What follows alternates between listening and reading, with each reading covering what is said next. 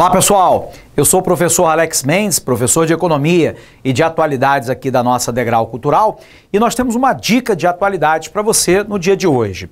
Nós acompanhamos, de certa maneira, entristecidos e com perplexidade, o fato do Brasil ter perdido nessa semana o grau de investimento dado pela Standard & Poor's, que é uma das agências de rating, de classificação de risco, em relação a ativos no mundo como um todo. Então nós precisamos entender o que são as agências classificadoras de risco e qual é o impacto desse anúncio para o Brasil. Vamos nos recordar.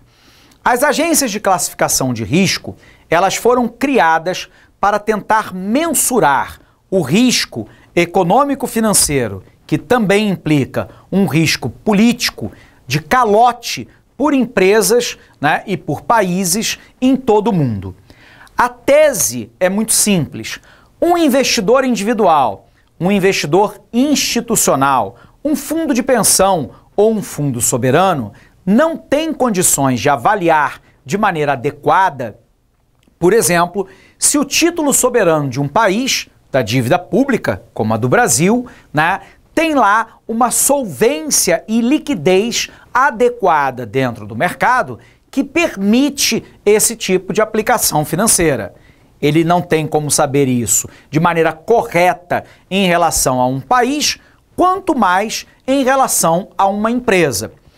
Para tentar atenuar o risco, então, surgiram agências de rating, de classificação de risco, que embora atuem com uma gradação diferenciada, os títulos são basicamente divididos entre aquilo que nós chamamos de investment grade, ou seja, de grau de investimento, e aqueles que são de grau especulativo. Os que são de grau especulativo significa dizer que o país ou a firma não tem uma capacidade plena ou tem pelo menos uma capacidade prejudicada de honrar os seus compromissos econômicos, financeiros, no curto e no médio prazo. Isso sinaliza para investidores em todo o mundo, de que aquele papel, embora teoricamente possa render mais juros, possa render maior distribuição de rendimentos, aquele papel se encontra dentro de uma categoria especulativa e pode ser que ele implique em algum tipo de inadimplência ou de queda acentuada do seu valor. Por um outro lado, nós vamos perceber que os papéis que têm investment grade, o grau de investimento, é quando a agência concorda que o país ou a empresa tem solidez econômico-financeira para poder fazer o pagamento de dividendos e de juros desse papel. Pois bem, lá no ano entre 2008 e 2010, o Brasil estava numa condição econômico-financeira muito vantajosa, embora tivesse sofrido lá em 2009 o impacto direto da crise econômica mundial, com uma queda no nível do produto de 0,3%. Mas no ano seguinte, o Brasil se recuperara e tivera um crescimento positivo de 7,5% do seu PIB, com uma taxa de desemprego em queda, uma taxa de inflação que não estava muito elevada e, ao mesmo tempo, uma queda do déficit público, que é o gasto maior do que a receita, uma queda do endividamento e uma queda da relação dívida-PIB.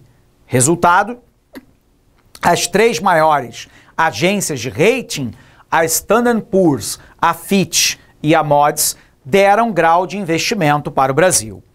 Com o grau de investimento, os papéis brasileiros se tornaram mais atraentes para os aplicadores internacionais, que fazem, então, a compra de ações das empresas brasileiras, aplicam em debêntures, mas também compram títulos do Tesouro Nacional, que serve para financiar o déficit público e, ao mesmo tempo, como instrumento de controle da liquidez do mercado, Lembrando que liquidez é a quantidade de moeda disponível dentro da economia.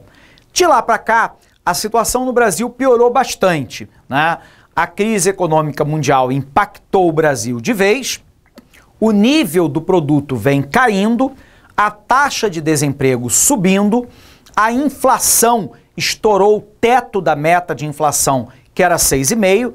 Nesse ano de 2015, deverá bater numa inflação de 9 a 9,5%. O déficit público aumentou, né? O endividamento aumentou e a relação dívida-PIB também. Diante de todo esse cenário, a Standard & Poor's resolveu retirar o grau de investimento do Brasil, o que significa dizer que o título soberano brasileiro passa a ter grau especulativo e, sendo assim, uma maior incerteza para o investidor internacional. Qual é a consequência prática disso? É que o Brasil deve receber menos investimentos nos próximos meses e talvez anos, né? Até que essa classificação mude. E isso se dá no momento em que a economia brasileira está em recessão e deve se manter no próximo ano novamente em recessão, o que só agrava, né, a situação econômica, mas também a situação política que o país enfrenta, já que a presidente Dilma Rousseff, né, tem as mais baixas taxas de avaliação por parte da população e enfrenta uma forte resistência do parlamento nas medidas que ela encaminha para casa, ok? Essa então é a nossa dica de hoje, a gente estudar aí, né, com muito afinco, né, essa reclassificação agora para uma classificação de risco para o papel brasileiro, o que tem uma consequência negativa no volume de recursos que migram para o Brasil. Bacana? Pessoal, um grande abraço para todos vocês, encontro vocês aqui na nossa Degrau Cultural. Até lá!